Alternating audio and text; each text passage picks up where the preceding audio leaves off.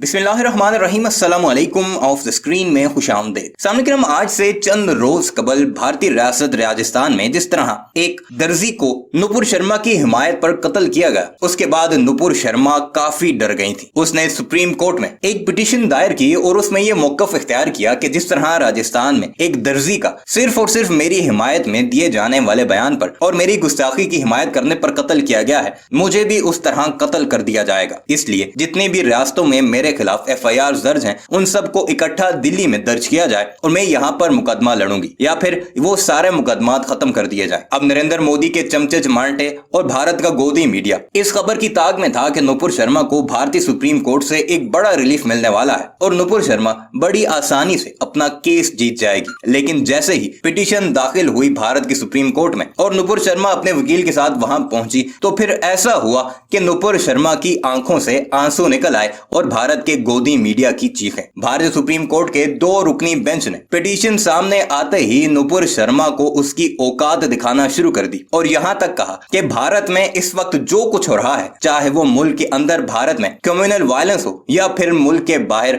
यानी अरब ममालिक की तरफ से भारत को धमकियां और भारतीय सामान का बाइकआउट करने से नुकसान जो पहुंचा है, उस सब की जिम्मेदार तुम नुपुर शर्मा हो। तुम अगर अपनी जुबान को लगाम डालती तो आज भारत में ये हालात किसी तौर पर ना होते। और साथ ही ये भी कहा गया कि राजस्थान में जो कत्ल हुआ है उसके पीछे भी तुम्हारा ही वो बयान है और इसके बाद न जाने भारत में क्या क्या कुछ होने वाला है। अब ये सारी बातें जब नुपुर शर्मा के सामने की गई, भारत की सुप्रीम कोर्ट के 2 जजेस के सामने, तो कहा यह जा रहा है कि नुपुर शर्मा का वकील तो एक बात भी ना कर सका, जबकि नुपुर शर्मा रोने लग पड़ी। फिर उसके बाद मुशावरत के साथ सुप्रीम कोर्ट से इस्तदा की गई कि हमने जो अभी पिटीशन दायर की है हम उसे वापस लेना चाहते हैं, लेकिन सुप्रीम कोर्ट ने उसका भी इनकार कर दिया और इसको आगे बढ़ाने का ऐलान किया और फाइनल रिमार्क्स ये दिए कि दुनिया भर में भारतीय हिंदुओं का सर शर्म से झुकाने वाली यही नुपुर शर्मा है। अब हो ये सकता है कि नुपुर शर्मा को सुप्रीम कोर्ट की तरफ से गिरफ्तार करने का ऑर्डर दिया जाए और फिर उसके बाद केस आगे बढ़ेगा और नुपुर शर्मा को उसके अंजाम तक पहुंचाया जाएगा। अब इस पर भारत के गोदी मीडिया की चीखें तो 7वें आसमान तक बुलंद हो ही रही हैं, जबकि भारत के सोशल मीडिया पर भी RSS के गमाश्ते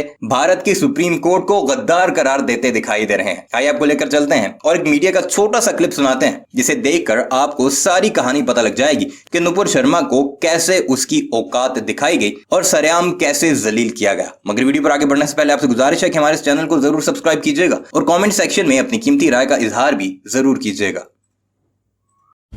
नुपुर न जाती सुप्रीम कोर्ट, न जज को आता गुस्सा। पहली फुर्सत में ऐसा फटकारा कि अब गिरफ्तारी का डर है। वो 2 जज कौन है जिन्होंने नुपुर के वकील को ऐसा सुनाया कि वो हुजूर हुजूर के अलावा कुछ भी न कह पाए। जज की टिप्पणी, नुपुर को सुरक्षा नहीं, देश को नुपुर से सुरक्षित करना होगा। जज के फैसले पर क्या कहेंगे? हमारे देश में जज मतलब भगवान। जजों से मिलना, उनसे हाथ मिलाना लोगों का सपना नहीं होता है, क्योंकि कोई भी जज से मिलना नहीं चाहता है। लेकिन जब मुलाकात हो जाती है तो पता चलता है जज साहब का दिमाग कैसा था। देश में सुप्रीम कोर्ट पर आज भी भरोसा है, लेकिन क्या एक टिप्पणी ने सबको अंदर तक खिला दिया है? जैसे पहले आपने किसी को थप्पड़ मारा, फिर उसने किसी को मारा, फिर उसने किसी और को मारा, तो कितने गुनहगार हुए? कुल 3। लेकिन आज ऐसा लगा जिसने सबसे पहले मारा सिर्फ वो गुनहगार है, बाकी सब मौज करें। सुप्रीम कोर्ट में नुपुर शर्मा के वकील पहुंचे थे इस मांग के साथ कि जज साहब, जो घटना राजस्थान में हुई वो नुपुर के साथ भी हो सकती है। खतरा है। सभी FIR को दिल्ली ट्रांसफर कर दीजिए ताकि केस सुरक्षित लड़ा जाए। बस याचिका देखकर जज साहब भड़क गए और वो सब कह दिया जिसका एक संदेश समाज में गहरा जाएगा। आप पहले सुनिए कोर्ट में क्या हुआ, फिर आपको बताते हैं वो जज कौन है जिन्होंने राजस्थान की घटना पर दोषी सिर्फ नुपुर को ठहरा दिया।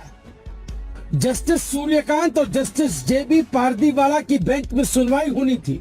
सब कोर्ट में आकर जज का इंतजार करते, तभी जज साहब आते और नाराज हो जाते। पहले वकील जज साहब से कहते हैं, जज साहब, हमारी मुवक्किल नुपुर शर्मा के एक बयान को लेकर अलग अलग राज्यों में कई मामले दर्ज हैं। हमारी मांग है कि उन्हें दिल्ली ट्रांसफर करवाने का आदेश पारित किया जाए। सुप्रीम कोर्ट, देश भर में उनके बयान की वजह से अशांति फैल गई।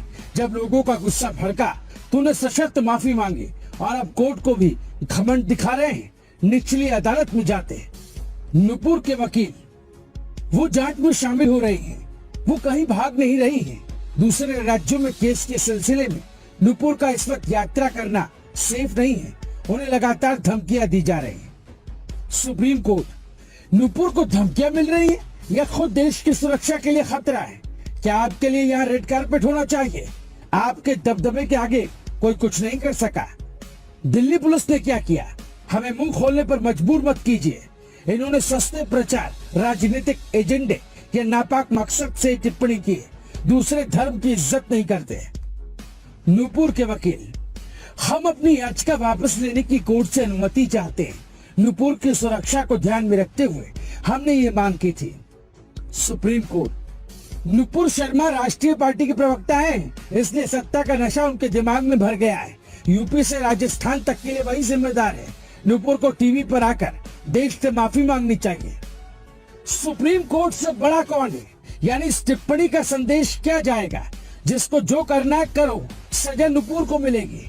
कोर्ट कभी भावुक नहीं होती है, कोर्ट को रोना नहीं आता है, क्योंकि भावुकता से न तो फैसले होते हैं, न ही टिप्पणी सही की जा सकती है।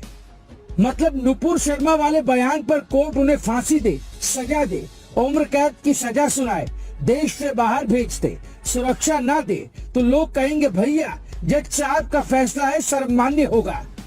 लेकिन अगर राजस्थान की घटना का जिम्मेदार किसी और को बना दे, तो फिर आपके मन में कुछ तो सवाल आएगा। गांव में लड़ाई होती है तो लोग कहते हैं इस लड़ाई की जड़ कौन है?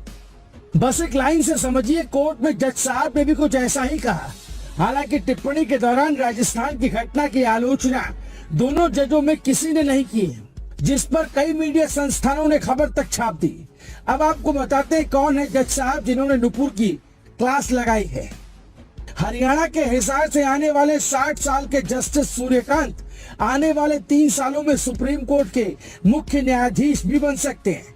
उनके फैसले अक्सर पीड़ितों के पक्ष में होते हैं, चाहे वो राम रहीम के दौर में पंचकूला में कानून व्यवस्था को कंट्रोल करने की बात हो या फिर पराली पर जुर्माने की बात। गुजरात से आने वाले 67 साल के जस्टिस जेबी पारदीवाला ने तो आरक्षण के खिलाफ ऐसी टिप्पणी की थी कि उन्हें हटाने के लिए 7 साल पहले ही महाभियोग प्रस्ताव लाया जाने लगा था, लेकिन बाद में उनकी कुर्सी बच गई। इसलिए कहा जाता है कि जज साहब की हर एक टिप्पणी बड़ी सोची समझी होनी चाहिए।